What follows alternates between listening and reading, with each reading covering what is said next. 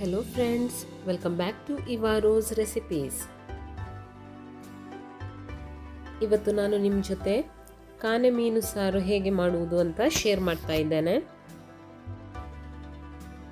ನಾನಿಲ್ಲಿ 1 kg ಕಾನೆ ಮೀನನ್ನು cut ಮಾಡಿ ಕ್ಲೀನ್ ಮಾಡಿ ಇಟ್ಕೊಂಡಿದ್ದೇನೆ. ಫಸ್ಟ್ ನಾವು ಮಸಾಲೆಗೆ ರೆಡಿ ಮಾಡೋಣ.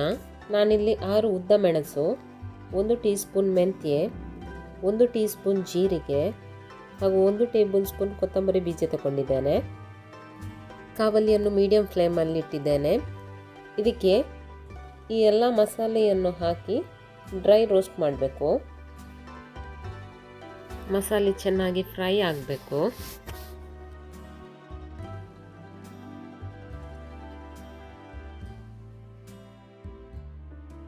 ಮಸಾಲೆ ಚೆನ್ನಾಗಿ ಫ್ರೈ ಆಗಿದೆ. ಇದನ್ನೀಗ ಸೆಪ್ರೇಟ್ ಪ್ಲೇಟಿಗೆ ತೆಗೆದಿಡ್ತಾ ಇದ್ದೇನೆ ಹಾಗೂ ತಣ್ಣಗಾಗಲಿಕ್ಕೆ ಇಡುವ. ಮಸಾಲೆ ತಣ್ಣಗಾಗಿದೆ. ಇದನ್ನೀಗ ಮಿಕ್ಸಿ ಜಾರಿಗೆ ಹಾಕ್ತಾ ಇದ್ದೇನೆ. ಇದಕ್ಕೀಗ 3 ರಿಂದ 4 ಎಸಳು ಬೆಳ್ಳುಳ್ಳಿ, 1 ಇಂಚು ಶುಂಠಿ, ಲಿಂಬೆ ಗಾತ್ರದ ಹುಣಸೆ, ಅರ್ಧ ಟೀ ಸ್ಪೂನ್ ಅರಶಿನ ಹುಡಿ ಹಾಗೂ 1 ಕಪ್ ತೆಂಗಿನ ಹಾಲನ್ನು ಹಾಕ್ತಾ ಇದ್ದೇನೆ. ನೀವು ಬೇಕಾದರೆ ತೆಂಗಿನಕಾಯಿ ತುರಿ ಕೂಡ ಹಾಕ್ಬೋದು. ಇದನ್ನೀಗ ನೈಸಾಗಿ ಗ್ರೈಂಡ್ ಮಾಡಬೇಕು. ನಾನಿಲ್ಲಿ ದೊಡ್ಡ ಪಾತ್ರೆಯನ್ನು ಮೀಡಿಯಂ ಫ್ಲೇಮಲ್ಲಿಟ್ಟು ಇದಕ್ಕೆ 3 ಟೇಬಲ್ ಸ್ಪೂನ್ ತೆಂಗಿನ ಎಣ್ಣೆಯನ್ನು ಹಾಕಿದ್ದೇನೆ. ಎಣ್ಣೆ ಚೆನ್ನಾಗಿ ಬಿಸಿ ಆದಮೇಲೆ ಸ್ವಲ್ಪ ಕರಿಬೇವಿನ ಸೊಪ್ಪನ್ನು ಹಾಕ್ತಾ ಇದ್ದೇನೆ. ಇದಕ್ಕೀಗ 2 ದೊಡ್ಡ ಈರುಳ್ಳಿಯನ್ನು ಸ್ಲೈಸ್ ಕಟ್ ಮಾಡಿ ಹಾಕ್ತಾ ಇದ್ದೇನೆ.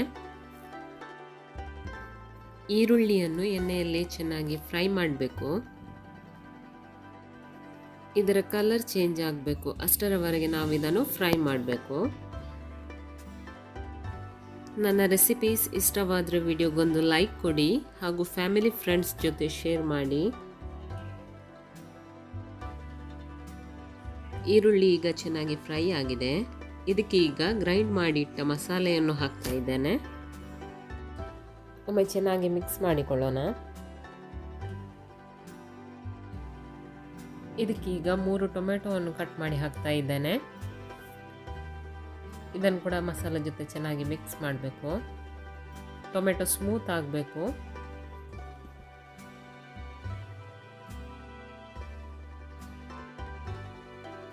ಟೊಮೆಟೊ ಸ್ಮೂತ್ ಆಗಿದೆ. ಇಷ್ಟಾದರೆ ಸಾಕು. ಇದಕ್ಕೀಗ ರುಚಿಗೆ ತಕ್ಕಷ್ಟು ಉಪ್ಪನ್ನು ಸೇರಿಸಿ, ಸಾರು ಎಷ್ಟು ತೆಳು ಬೇಕು ಅಷ್ಟು ನೀರನ್ನು ಸೇರಿಸಿ ಚೆನ್ನಾಗಿ ಒಮ್ಮೆ ಮಿಕ್ಸ್ ಮಾಡಿ ಮುಚ್ಚಳವನ್ನು ಮುಚ್ಚಿ ಸಾರು ಚೆನ್ನಾಗಿ ಕುದಿಬೇಕು. ಸಾರು ಚೆನ್ನಾಗಿ ಕುದೀತಾ ಉಂಟು. ಇದಕ್ಕೀಗ ಕ್ಲೀನ್ ಮಾಡಿ ಇಟ್ಟ ಮೀನನ್ನು ಹಾಕ್ತಾ ಇದ್ದೇನೆ.